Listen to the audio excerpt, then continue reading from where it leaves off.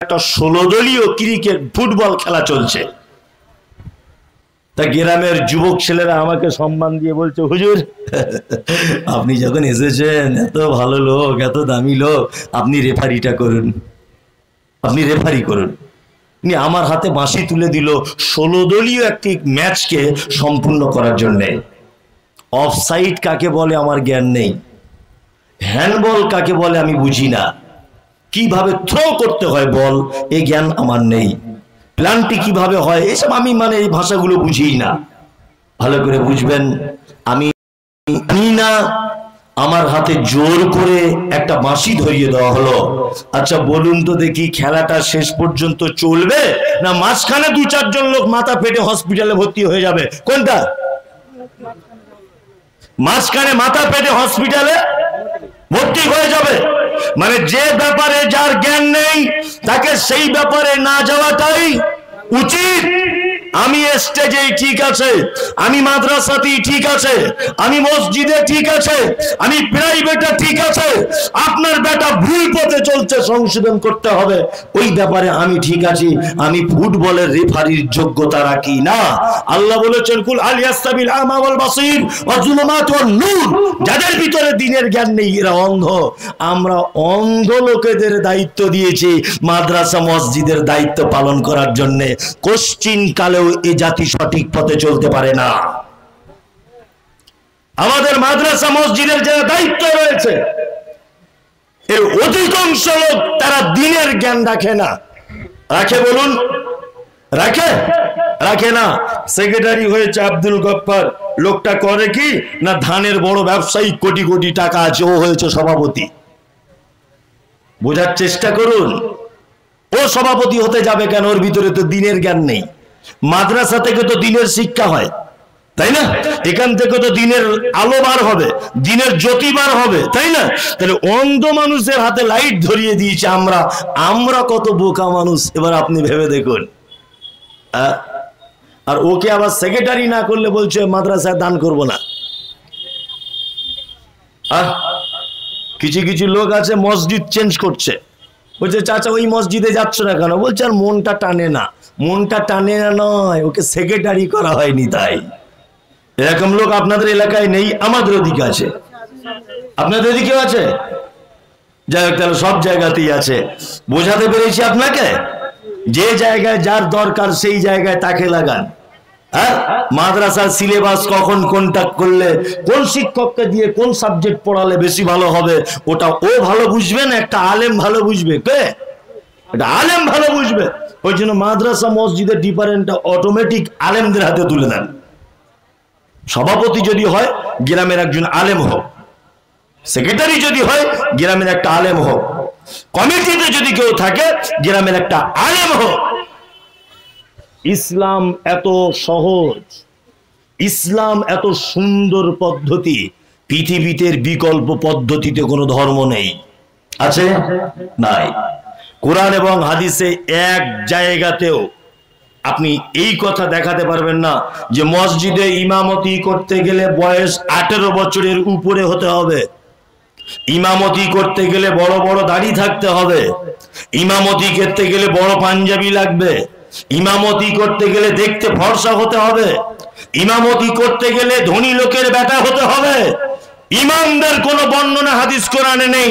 তবে এইটা বলা যেতে পারে, আল্লাহ নবী বলেছেন তোমাদের ভিতরে সব থেকে সুন্দর যে কোরআন বেশি মুখস্থ রাখে সেই ইমামতিতে করবে, তাতেও যদি এক হয়ে যায়। যে বয়সের বড় সেই ইমামতি করবে, তাতেও যদি এক হয়ে যায়। যার কোরআন বেশি শুদ্ধ বেশি মুখস্থ সে করবে, যার পরেশগারিতা বেশি সে করবে। এইরকম বর্ণনা দেওয়া হয়েছে, কিন্তু ইমামের দেহের বর্ণনা দেওয়া হয়নি।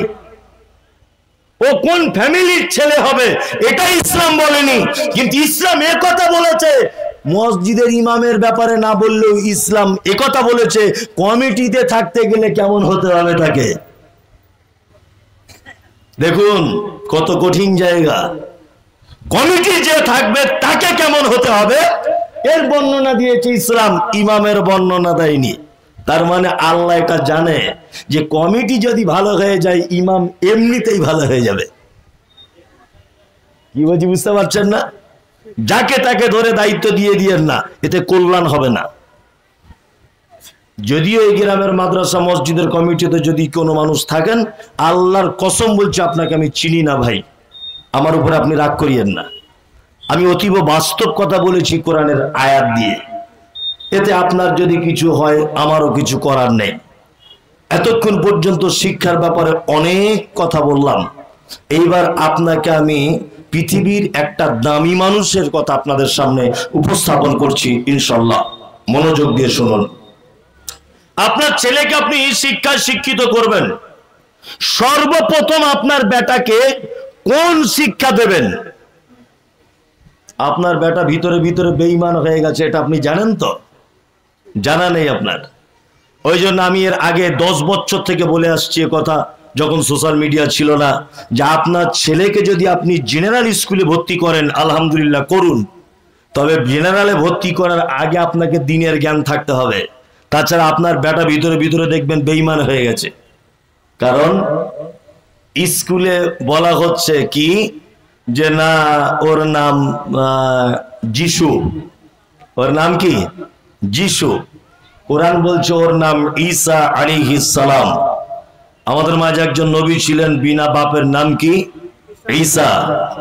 ঈসা নাম স্কুলের বইয়ে পড়ানো হচ্ছে আপনার বেটাকে, ওর নাম যিশু। কোরআন বলছে ওর মায়ের নাম মারিয়াম, বলছে না? স্কুলে শেখানো হচ্ছে ওর মায়ের নাম মেরি। আপনার বেটা তাই শিখে আসছে। কোরআন বলছে, হাদিস বলছে ওর জন্ম হয়েছে বাইতুল লাহাম, আর স্কুলে পড়ানো হচ্ছে ওর জন্ম হয়েছে বেতেলহেম বলে একটা জায়গায়। আচ্ছা বলুন তো, আপনার ছেলে যদি এই তিনটে শিখে আসে, ওর নাম যিশু, মায়ের নাম মেরি, জন্ম বেতেলহেম, ওর ঈমান থাকবে না যাবে? কথা বলুন, ঈমান থাকবে না যাবে? চলে যাবে। গোপনেই আপনার বেটার ঈমান চলে গেছে। ওই জন্য আপনাকে কথা বলছি, আপনার বেটাকে আপনি স্কুলে ভর্তি করার পরে, ক্লাস করে আসার পরে আপনার বেটাকে জিজ্ঞাসা করবেন, আব্বু কি পড়েছো তুমি বলো। ও যখন বলবে যে যিশু, এর নাম, মায়ের নাম মেরি, জন্ম তার বেতেলহেম, আপনি সাথে সাথে প্রতিবাদের কণ্ঠে বলুন, বেটা আমরা ভারতবর্ষের হিন্দু রাষ্ট্রে বসবাস করি, এদেশের মাটিতে এইগুলো শিখতে হয়, আমল করতে নেই। সুদের অঙ্ক কষতে হয়, সুদের অঙ্ক আমল করতে নেই। এদেশের মাটিতে যিশুর নাম, এটা শিক্ষায় শিক্ষিত হতে হয়, পরীক্ষাতে লিখতে হয়, ঈমানে রাখতে নেই। এর মায়ের নাম মেরি, এটা ঈমানে রাখতে নেই। এর জন্ম বেতেলহেম, এটা ঈমানে রাখতে নেই। ঈমানে রাখতে হবে ওর জন্ম বাইতুল লাহাম, ওর মায়ের নাম মারিয়াম, ওর নাম ঈসা আলাইহিস সালাম। এই দুটো জায়গাতে যদি আপনি ডিফারেন্স করতে না পারেন, তাহলে আপনার বেটাকে স্কুলে ভর্তি করা বড় কঠিন, খুব বড় কঠিন। আপনার বেটার ভিতরে ভিতরে ঈমান চলে যাচ্ছে। কি বলছি বুঝতে পারছেন না? খুব সাবধানে বেটাকে স্কুলে পাঠান। যেটা হাদিস এবং কোরআনের সঙ্গে একেবারে ডাইরেক্ট সংঘর্ষ, সেই জায়গাগুলো আপনার বেটাকে ধরিয়ে দেন।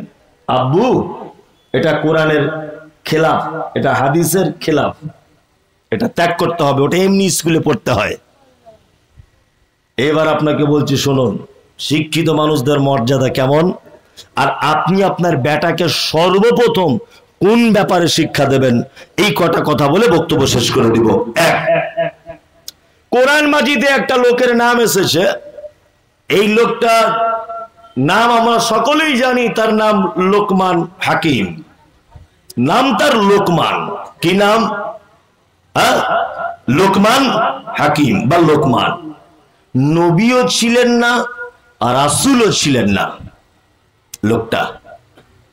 আর একটা বিস্ময়কর মানে আশ্চর্য বিষয় আপনাকে জানিয়ে রাখছি, লোকটার বাড়ি ছিল, ইতিহাস যারা জানেন, যাদের ভৌগোলিক জ্ঞান আছে বা দেশ বিদেশের যারা জ্ঞান চর্চা করেন পেপার পত্র পত্রিকার মাধ্যমে, আপনারা জানেন যে সারা পৃথিবীতে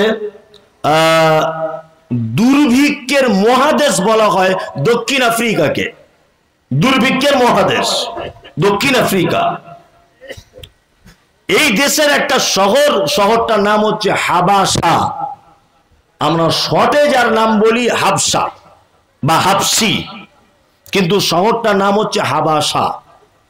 এই হাবাসা নামক জায়গা বর্তমানে যার নাম ইথিওপিয়া, এই ইথিওপিয়াতে জন্মগ্রহণ করেছিলেন একজন লোক, তার নাম হচ্ছে লোকমান। কি নাম? লোকমান।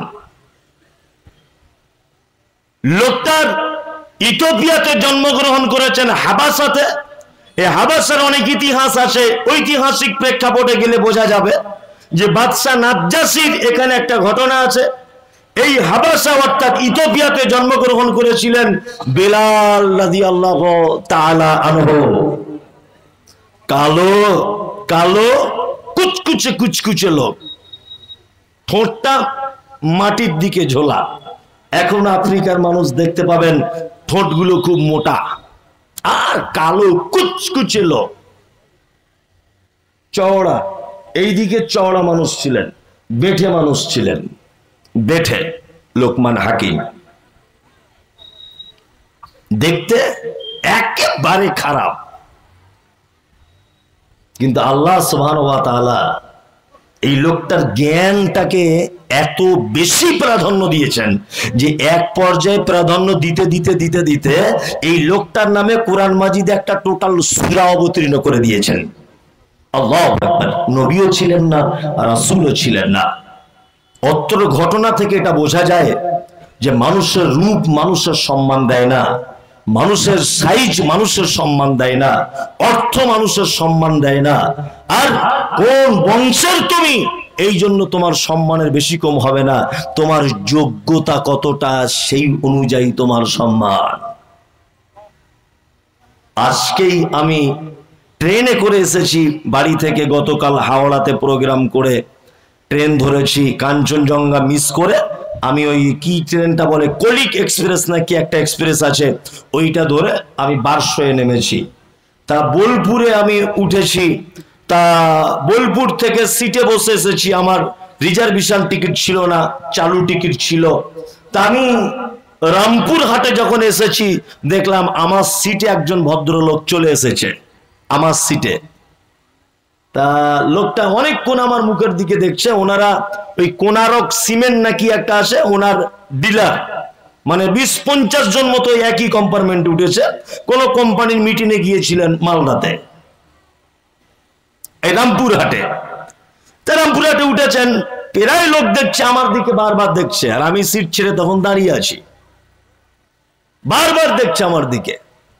তা আমি একটু নিজে কৃতস্থ বোধ করছি যে আমার দিকে কেন ফিরছে, আমি বুঝতে পারছি ওরা আমাকে চিনতে পেরেছে। তাই লোকটা দেখলাম পকেট থেকে মোবাইলটা বার করে বারবার আমার দিকে তাকাচ্ছে আর মিলাচ্ছে, আমি বুঝতে পারছি ডাল মে কুছ কালা হয়। তা এক পর্যায়ে আমাকে ইশারা করে বলছেন, মোবাইলের ছবিটা দেখি, আপনি কি এই লোকটা? বললাম দেখে কি মনে হয়, এখন টাক হয়ে গেছি তাই চিন্তা অসুবিধা হচ্ছে? তা বলছে না, বুঝতে পারছি লোকটা আপনি, আমার বাপের মতো বয়স হবে লোকটার, আমার আব্বার বয়স 55-56 বছর। তা আমি ভাবলাম যে 56 বছর কি 60-এর কোঠায় চলছে, ভাবলাম যে আমার আব্বার বয়সেরই হবে।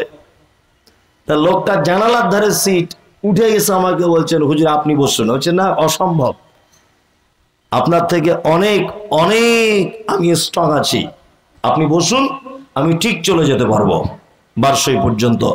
লোকটা মানতেই চাইল না, বলছে আপনি যদি না বসেন আমিও দাঁড়িয়ে গেলাম। তখন আমি ভাবলাম যে আমি মমতাজুল ইসলাম, আমি দেখতে কত সুন্দর এটা কথা নয়, আমি কত বড় পাঞ্জাবি পরেছি এটা বড় কথা নয়, আমার কম্পার্টমেন্টে অনেক লোক ছিল, সোনার ব্রেসলেট পরে আছে, সোনার আংটি 4-5টা করে হাতে, বড় বড় মাথায় চুল, আর সানগ্লাস পরা, আর টকটকে চেহারা যুবক। একবারও কারো তাদের প্রতি দয়া হলো না। আমাকে অসংখ্য মানুষ বলছে 50 জনের ভিতরে আপনি অবশ্যই এসে বলুন। আমি তখন মনে মনে ভাবছি, আল্লাহ তুমি যে কথা বলেছো, তুমি যে কথা বলেছো যে দিনের জ্ঞান অর্জন করলে তার সম্মান বাড়াতে বাড়াতে বাড়াতে এমন জায়গায় পৌঁছে দিব যে মানুষের ধারণার বাইরে। তার দৃষ্টান্ত লোকমান হাকিম, সাধারণ কালো কুচকুচে আফ্রিকার মানুষ, আল্লাহ সুবহানাহু ওয়া তাআলা তার নাম কোরআন মাজিদে লিপিবদ্ধ করেছেন। এত জ্ঞানী মানুষ ছিলেন। লোকমান হাকিম একজনের দরজাতে কাজ করতেন। মালিক একদা জিজ্ঞাসা করে বলছে, লোকমান আজকে রান্না কি হয়েছে বাড়িতে? লোকমান বলছে, আজকে বকরি জবাই হয়েছে। লোকমানকে বলা হচ্ছে, বকরির দেহের সব থেকে দামি অংশটা আমার কাছে আনো, প্লেটে করে আমি খাবো। লোকমান হাকিম প্লেটে করে আনলেন ওই বকরিটার জিভ আর আনলেন হৃৎপিণ্ড, প্লেটে করে দেওয়া হলো। মালিক খেয়ে নিলেন। কিছুদিন পরে লোকমান হাকিমকে তার মালিক আবার জিজ্ঞাসা করে বলছে, লোকমান হাকিম আজকে কি রান্না হয়েছে বাড়িতে? বলছে, আজকে আবার বকরি কাটা হয়েছে হুজুর। বলছে, তাহলে এক কাজ করো, বকরির দেহের সব থেকে নিকৃষ্ট যে অংশটা, সেই অংশটা আমার কাছে আনো, আজকে খাবো। লোকমান হাকিম সেই দিনও প্লেটে করে এনেছেন তার জিভ এবং তার হৃৎপিণ্ডটাকে। তখন মালিক বলছে, লোকমান কি সর্বনাশ, আগের দিনে ভালো মনে করে এটা দিলে, আজকে আবার খারাপ বলে এটা দিলে, কারণ কি? লোকমান হাকিম বলছেন, মালিক আপনি শুনুন, আমার কাছে ওহী আসেন, আমি বিদ্যালয়ে পড়াশোনা করিনি, তবে আমার জ্ঞানের ব্যাপারে এত প্রজ্ঞা রয়েছে, এত দক্ষতা রয়েছে, এত প্রখরতা রয়েছে। আমি এতটুকু জিনিস জানি, একটা মানুষের দেহে দুইটা জিনিস যদি ভালো থাকে, টোটাল মানুষটাই সে ভালো। একটা মানুষের দেহে দুটি জিনিস যদি খারাপ হয়ে যায়, তাহলে টোটাল মানুষটাই সে খারাপ। শুনুন জাহাপন, আপনাকে বলি, একটা মানুষের দেখে যদি তার হৃৎপিণ্ড অর্থাৎ তার মন অর্থাৎ তার হৃদয় আর তার জিভ, এই দুটো জিনিসকে যদি কেউ হেফাজত করে নিতে পারে, তাহলে সেই লোকটা হচ্ছে ভালো লোক। আর এই দুটো জিনিসকে যদি কেউ হেফাজত না করতে পারে, মুহাম্মদ সাল্লাল্লাহু আলাইহি ওয়াসাল্লামের ভাষাতে সারা পৃথিবীর সব থেকে নিকৃষ্ট লোক ওই লোকটাই। এত জ্ঞানী ছিলেন লোকমান হাকিম। আপনারা যারা বাপ হয়ে বসে আছেন, ওই কোরআন মাজিদটা, আচ্ছা থাক, কোরআন মাজিদটা থাক। আপনারা যারা বাপ হয়ে বসে আছেন, আপনাদের কাছে বিনীত অনুরোধ, আপনার ছেলেকে আপনি কি শিক্ষা দিবেন প্রাথমিক পর্যায়ে? প্রথমে একটা কথা বলে এসেছি, ভোলার চেষ্টা করিয়েন না। ইকরা বিইসমি রাব্বিকাল্লাযী খালাক। নবী আপনি পড়ুন আপনার রবের নামে, যিনি আপনাকে সৃষ্টি করেছেন। পড়তে হবে কার নামে? কথা বলুন, আল্লাহর নামে, তাই তো? এই দেখুন, আল্লাহ তাআলা লোকমান হাকিম তার বেটাকে কয়েকটা উপদেশ দিচ্ছেন, কয়েকটা শিক্ষা দিচ্ছেন। আল্লাহ এই শিক্ষাটাকে এত পছন্দ করলেন যে কোরআন মাজিদে নোট করে দিলেন। সুবহানাল্লাহ। আমরা আজকের লোকমান হাকিমের মতো আমাদের বেটাদেরকে বাড়িতে গিয়ে এই কটা শিক্ষা দিব। হাত তুলুন ইনশাআল্লাহ, ইনশাআল্লাহ হাত তুলুন। আপনার বেটাকে বলে দিবেন ইনশাআল্লাহ, ইনশাআল্লাহ। এক, লোকমান হাকিম তার বেটাকে বলছে, ওয়াইজ ক্বালা লুকমান লিইবনিহি ওয়া হুয়া ইয়াইযুহু ইয়া বুনাইয়া লা তুশরিক বিল্লাহ ইন্নাশ শিরকা লাযুলমুন আযীম। বেটা শোনো, বেটা শোনো। লোকমান হাকিম তার বেটাকে বলছে, শোনো, ইয়া বুনাইয়া, হে আমার বেটা, লা তুশরিক বিল্লাহ, কখনোই তুমি শিরক করে দিও না। ইন্নাশ শিরকা লাযুলমুন আযীম, নিশ্চয়ই শিরক বড় জুলুম।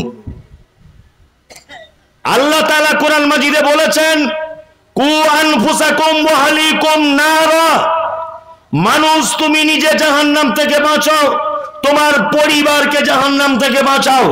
একটা পরিবারকে জাহান্নাম থেকে বাঁচাবার সর্বোৎকৃষ্ট এবং সর্বপ্রথম যে শিক্ষা দেওয়া লাগবে, সেটা হচ্ছে আপনার বেটা বেটিকে একটাই শিক্ষা, বেটা বেটি শোনো, শিরক করো না। পৃথিবীতে এর থেকে আর কোনো বড় পাপ নেই। শিরক মারাত্মক বড় পাপ। শিরক মানে বুঝেন? শিরক মানে বুঝেন তো? হ্যাঁ, বলছে আল্লাহর সাথে শিরক করা। আল্লাহু আকবার। আমরা যে যেমন পারি তেমন করে বুঝেছি, তাই না? আমি সহজ বাংলাতে আপনাকে বোঝানোর চেষ্টা করি, যদিও এ ব্যাপারে আমার সোশ্যাল মিডিয়াতে অনেক বক্তব্য আছে, তারপরেও কথার পরিপ্রেক্ষিতে বলে দিতে হচ্ছে। এক, শিরক হচ্ছে ওই পাপ, শিরক হচ্ছে ওই জিনিস আল্লাহর যে ক্ষমতা আছে এই ক্ষমতা পৃথিবীর অন্য কারো আছে এটা মনে করা শিরক। সহজ বাংলা বোঝাতে পারলাম? আল্লাহর যে ক্ষমতা আছে এই ক্ষমতা পৃথিবীর অন্য কারো আছে এটা মনে করা শিরক।